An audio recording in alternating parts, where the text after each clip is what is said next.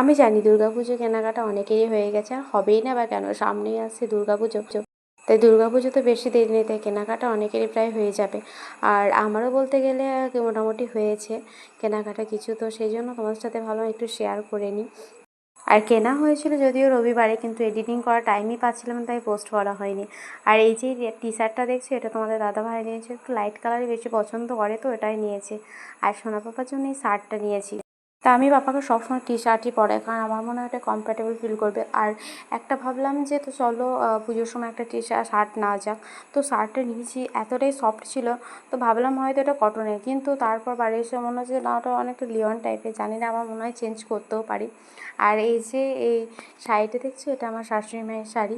তো কেমন লাগছে অবশ্যই জানাবে।